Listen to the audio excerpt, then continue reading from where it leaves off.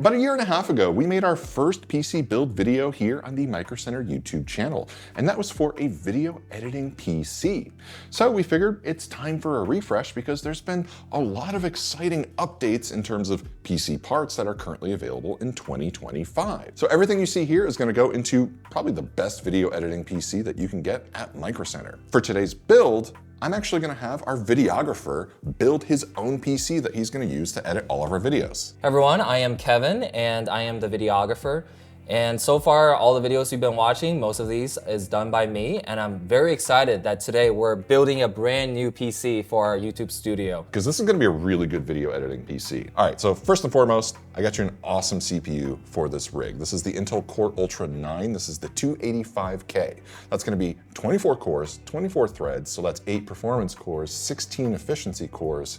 There's a lot of cores in the CPU, and it's going to be really good. And we're going to pair that off with a new NVIDIA GeForce RTX 5080. We're going to pair all of this off with an Asus ROG Maximus Z890 Hero. This is going to be a really awesome motherboard because it's going to handle all of the drives that we're going to stick into this. How many drives do you see here? Well, this is more than enough for sure. Previous PC had, I don't even remember how much storage we put in, so we wanted to match that, so we have a ton of storage available. First of all, we have 2 Western Digital Black SN7100 2TB NVMe SSDs. We also have 2 Western Digital Blue SN5000 NVMe SSDs, also 2 TB each, and we need some spinning drives. Why do you need spinning drives? It tends to be slower, but there's so much more storage that you can utilize when it comes to backing up your media, when it comes to redundancy, and just basically anything that you're not currently using and needing to use, you can put in these.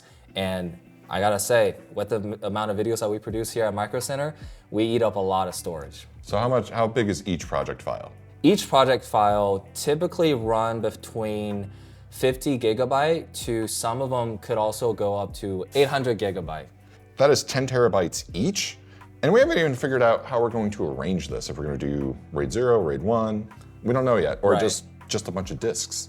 So we'll find out. We're going to pair all of this off with a couple of other crazy components. How much RAM do you need for video editing? As much as we possibly can get. Cool. I've got 4 sticks of 48 gigabytes each. That's 192 gigs of DDR5 6400 from G.Skill. This is the Trident Z5. And this is gonna be pretty awesome. Like, this is a lot of memory. Now, obviously, XMP profiles, when you have 4 sticks of RAM, sometimes you're not gonna get good stability, so you can't really overclock your RAM. We're not doing this to overclock our RAM. We just need capacity. Right. It's just all about as much capacity as possible, especially in After Effects. Yes. That's the one that's going to eat up all of it. I've never seen 48 gigabyte per RAM in person before, so this is this is amazing. We have opened the motherboard and everything else that needs to go on the motherboard. And I think the first thing is CPU. That's right. Do you know why we picked that CPU? I'm gonna be honest, not really. This is actually really ideal for video editing. Your last video editing PC had an Intel i9-13900K. So this is the Intel Core Ultra 9 285K. So it's their newest CPU that they have, but these are great for video editing because of Intel QuickSync. This means that it will have hardware encode decode support for all of the video codecs that we use, like what we have on our camera. Very nice. Yeah, I don't know if you've noticed, but on some computers you can't watch some of the footage that we shoot, but some computers you can. That's why. So that's a necessity. Right, and it definitely eat in a lot of our edit time, especially with that. And so what we tend to do is that we create proxies for most of our, if not all of our Sony footage in order to get that and in order to have smooth playback. Right. You can get smooth playback without proxies with a CPU like this.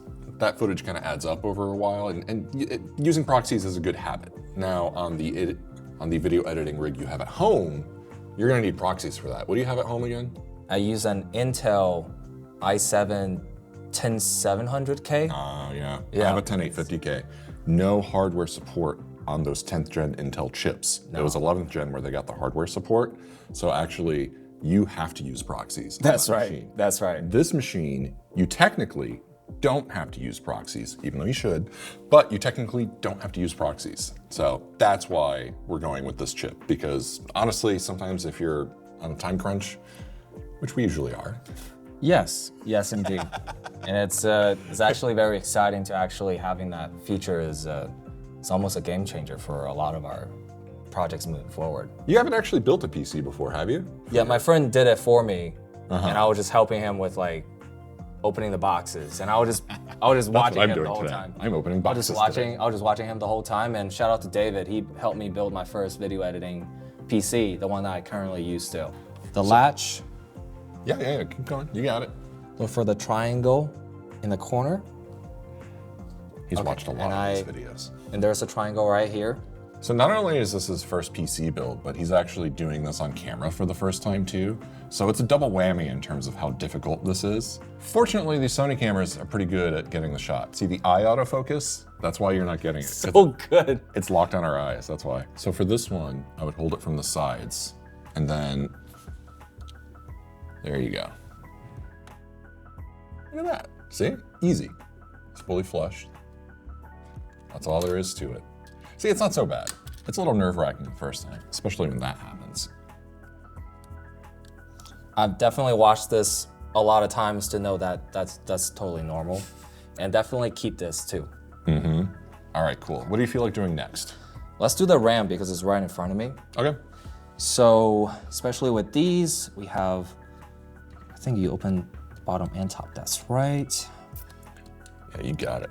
It's all about capacity. When it comes to video editing, 3D rendering, After Effects, all of that stuff, even Photoshop, it's all dependent on your RAM.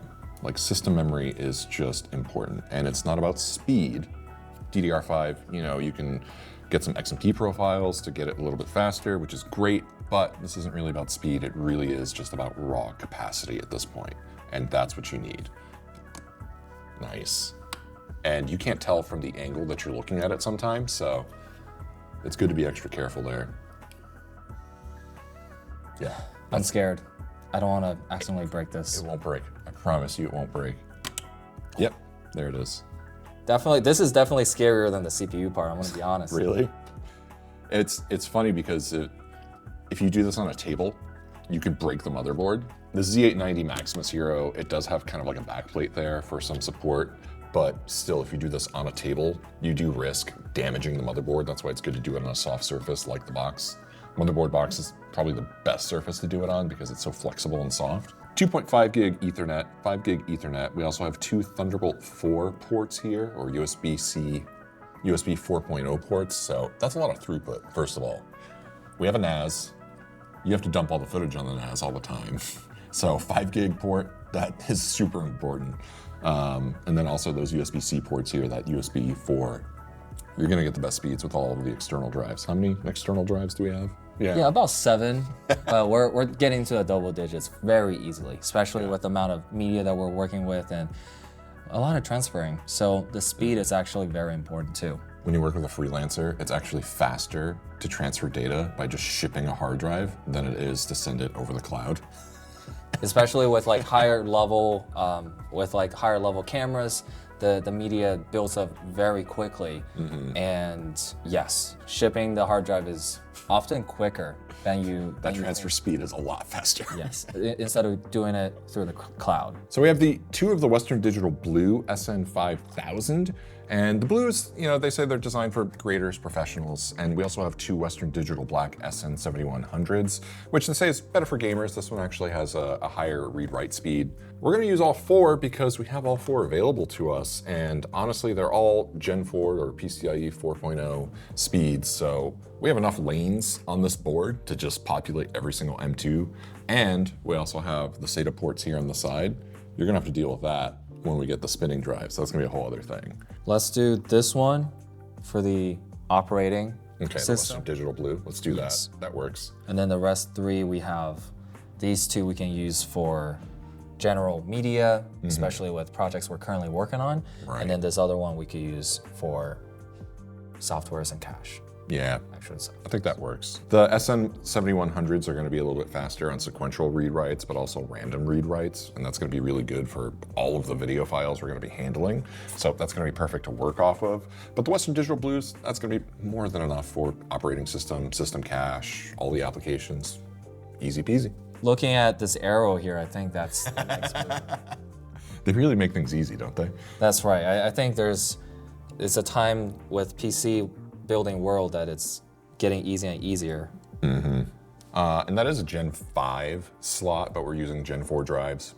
Frankly, it's still gonna be more than fast enough for us. I mean, even if you're doing 8K raw footage, I mean, the throughput, you know, on the bitrate for that kind of footage isn't gonna saturate everything that's available here. So something to keep in mind. So that's just the thermal pads to keep it nice and cool. And this can go up to a longer drive. You don't have to peel that one over there. These two right over here, perfectly fine.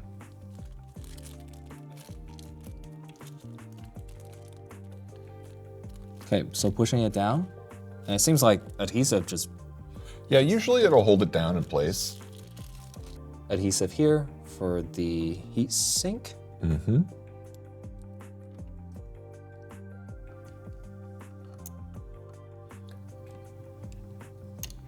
Every motherboard's different. This motherboard has a unified kind of heat plate for all the drives. Some it'll have it for like each slot. It really just depends, but at least this one's kind of easy because it's just one plate you just take off. Insert the rest of these. I'm gonna go with another Western Digital Blue here. Mm-hmm. Oh, very nice. Yeah, that's it.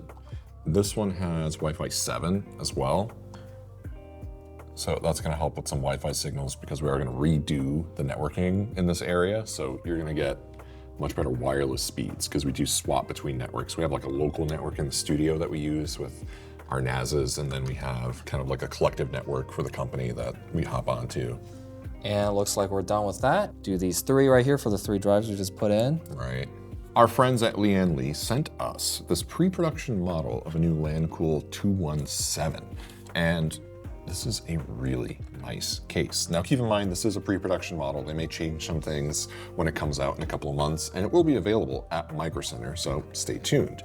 But for today, we're gonna be putting this together. We already have a couple of fans pre-installed, and I really like the wood accents on this one. They really went all in on the wood accents.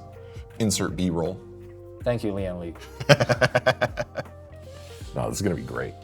Here you go. Oh, this is to be on top of this CPU? That's a contact frame. So we have the Arctic Liquid Freezer 3. It's a 360 millimeter AIO, because Kevin wanted water cooling in this. But yeah, not every AIO is gonna require you to put on a contact frame. You know, some of them will have a back plate that'll go on the back for the 1851 or LGA 1700 socket, and then it'll kind of sandwich on there. But this one, it's just easier to have the contact frame, so it's making a better connection since the LGA 1851 socket here, you know, that shape on the IHS, it's more rectangular. So a contact frame helps make a better connection and make sure that it's transferring heat more efficiently to the AIO, since, you know, it can have kind of a hard time transferring heat with that shape. Oh, look at that. It's a really nice fit too. Yeah, easy peasy. It's not the right one. Really? That's why it wasn't making contact, because the backplate fell off when we undid the hardware. Nice. Right there. When you're building a video editing PC, right, obviously your CPU is an important factor there, especially you want something that will give you the hardware support that you need, but also enough cores and enough threads to handle those multi-core workloads. You know, Adobe products, DaVinci Resolve, Photoshop, endless list of creative apps that we use for all of our productions. So CPU, obviously very important. Definitely want a lot of system memory, tons of RAM, definitely want as much storage as possible. But the other component is the GPU. GPU is actually equally important because, especially DaVinci Resolve, That is a very GPU-bound video editing program. It likes a lot of VRAM, and it really likes NVIDIA GPUs. NVIDIA has tons of video encoders available on all of their GPUs. So 3000 series, he has a 3070, I have a 3070 as well. Those actually do work really well for a lot of video codecs, except for one specific flavor, which is a 10-bit 422 color space, and especially HEVC video. It doesn't handle that very well. But now with the 5000 series, that is now supported for encode decode on the hardware. Super important because every camera that's currently on the market right now that does video has an HEVC format that is 10-bit 422 color. Like that is just the most common color space and most common encoder that's used. So it's really important that you have the hardware support you need. So with this combination, we have double support on the CPU and the GPU, which is really important because you want to take some of that load off of your CPU and now your GPU can handle it.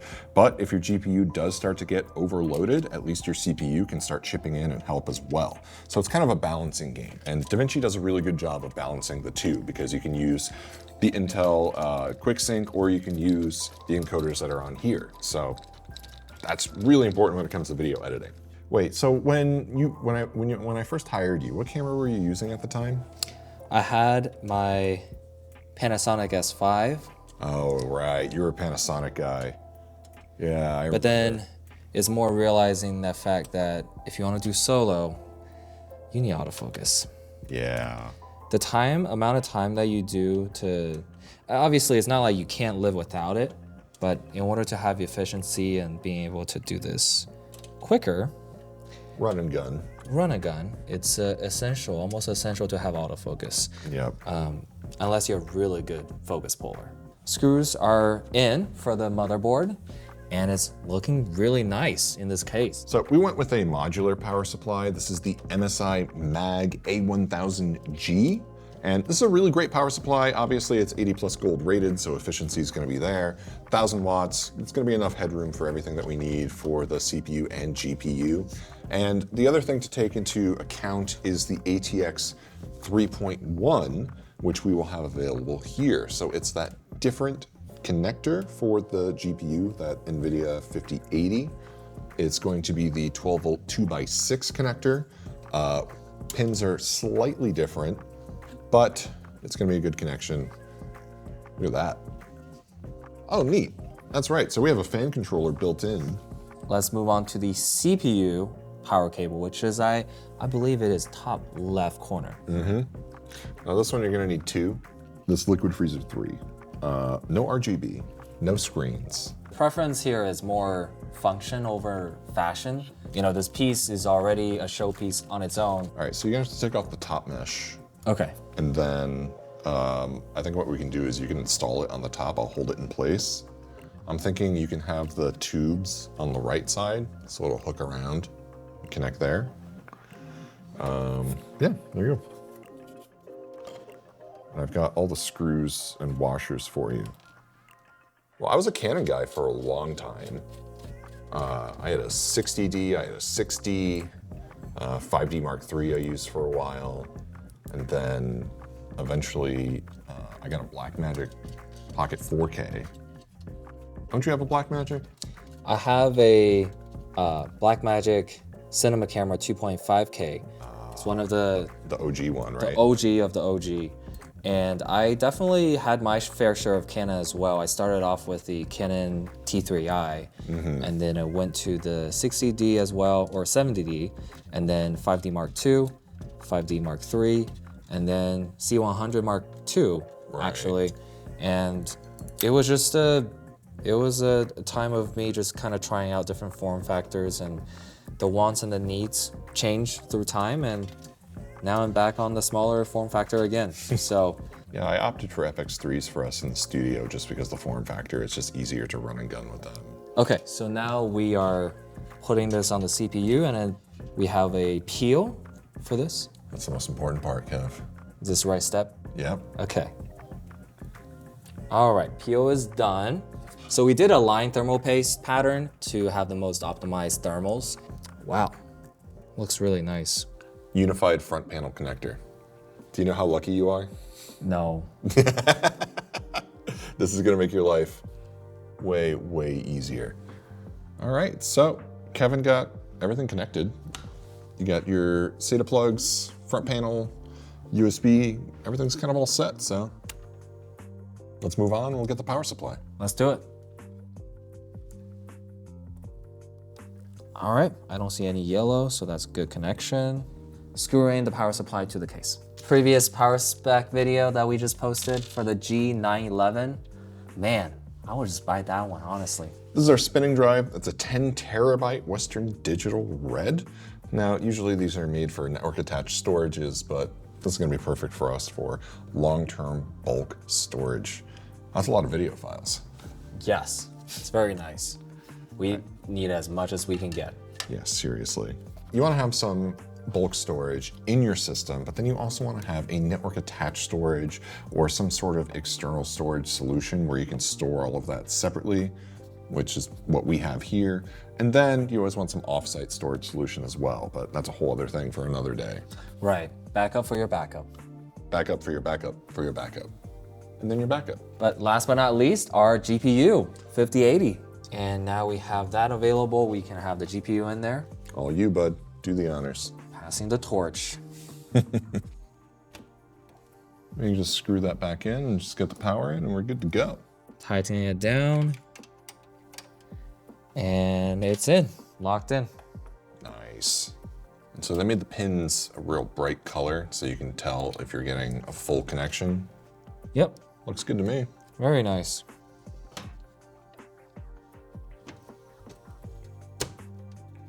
Look at that. We gotta wipe the glass for sure. Yes. That looks great. The wood panel looks really nice. I like these wood accents. All we have to do is boot it up and make sure it posts and we'll get Windows installed. Let's do it. Good job, Kev. All you, buddy. Do the honors.